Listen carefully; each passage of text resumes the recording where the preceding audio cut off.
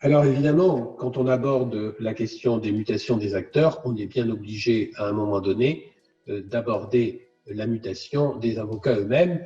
Et parmi les avocats, c'est probablement auprès de ceux qui exercent ou par rapport à ceux qui exercent de manière individuelle que la question va se poser de la manière la plus significative et la plus forte.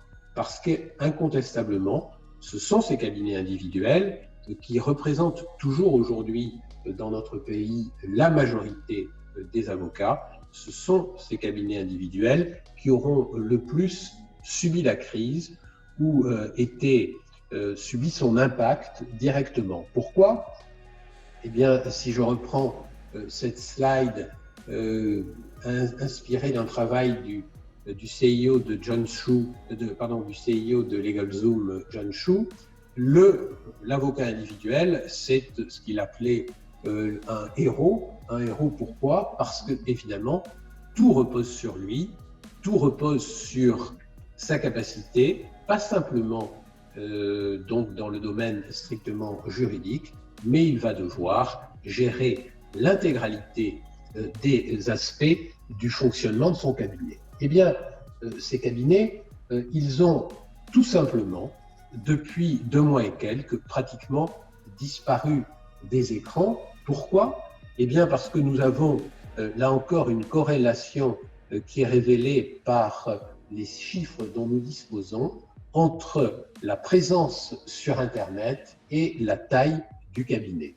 En bref, dans les cabinets individuels, l'équipement en site Internet et donc la présence possible sur Internet est encore aujourd'hui extrêmement faible, avec ces chiffres qui remontent néanmoins à 2 ou 3 ans, avec donc un cabinet individuel sur 5 seulement qui est présent sur Internet à travers l'existence d'un site. Or, une fois encore, depuis le début de cette crise, sont devenus totalement invisibles tous les cabinets qui n'étaient pas présents sur Internet. Mais ce n'est pas le seul handicap connu des cabinets individuels. Le deuxième handicap, c'est celui de la productivité. Pourquoi ? Tout simplement parce que, comme je vous l'indiquais à l'instant, l'avocat individuel doit consacrer une partie non négligeable de son temps à des tâches qui ne sont pas des tâches directement liées au service du client, mais bien à la gestion de son cabinet. Les statistiques, ce sont celles que je vous présente, sont celles qui viennent d'un logiciel canadien qui s'appelle Clio et qui a donc étudié, à partir des données de ses clients, le temps qui est consacré par ces cabinets individuels à la production, avec cette conclusion terrible, c'est que sur 8 heures de travail, il y en a près de 6 qui sont utilisées à autre chose que la production directe, et évidemment, on va ensuite avoir des déperditions nouvelles, à la fois dans le nombre d'heures effectivement facturées aux clients, et pour finir, de nouvelles déperditions avec le nombre d'heures qui seront réglées effectivement. Tout l'enjeu pour les cabinets individuels, ce double enjeu qu'on vient de décrire, c'est donc à la fois de pouvoir être présent sur Internet et d'augmenter la productivité.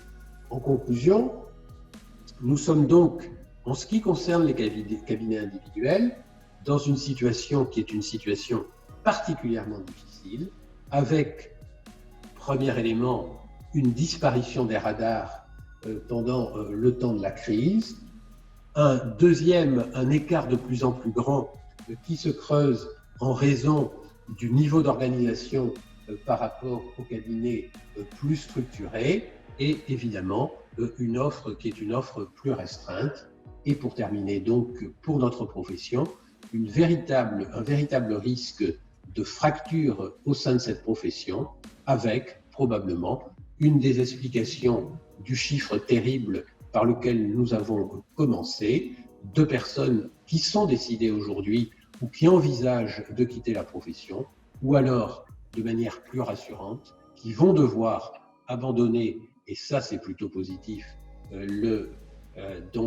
l'exercice individuel, mais pour se réorganiser et pour imaginer des rapprochements avec d'autres cabinets. Et je m'arrête à ce stade pour demander à Guillaume s'il a quelques questions à nous poser.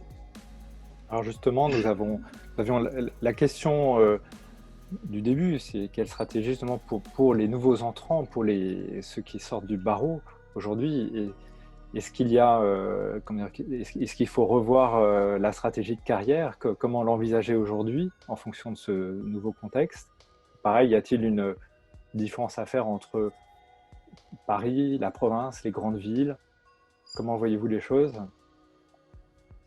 Alors, clairement, aujourd'hui, envisager, quand on sort de l'école des avocats, de se lancer individuellement, c'est probablement aller à contre-courant des tendances qu'on vient de décrire. Et l'école est également un moment au cours duquel peuvent se forger des liens et des amitiés. Incontestablement, c'est plutôt vers la création de cabinets groupés ou le rapprochement de cabinets existants que paraissent aujourd'hui des voies beaucoup plus sûres que l'installation à titre individuel.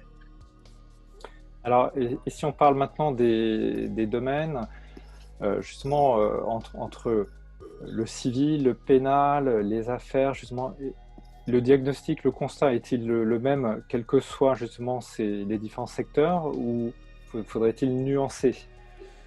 Alors, il est très probablement possible que le pénal puisse constituer une espèce d'exception parce que dans le pénal, effectivement, on va continuer, et d'ailleurs, notre justice pénale, à la différence de la justice civile, a continué qu'à un cas de fonctionner, peut-être pas nécessairement parce que c'est la priorité de l'État répressif, mais également en raison de ces particularités qui font qu'effectivement, l'exercice individuel est probablement plus facile encore aujourd'hui dans le domaine pénal que dans le domaine civil. Pour continuer sur la nécessité actuelle d'agilité, comment verrait-on évoluer la frontière entre le mode d'exercice en cabinet et l'entreprise? Alors là, Joker. J'étais sûr qu'elle arriverait. Je vais laisser Alexis s'exprimer là-dessus. C'est beaucoup moins dangereux pour un non-avocat que pour un avocat. Moi, j'ai tendance à dire, alors en principe, pour ça, j'ai une slide avec le mur de Berlin qui s'écroule et j'explique que c'est le sens de l'histoire. J'en dirai pas plus. Parfait. Je vous laisse poursuivre, messieurs.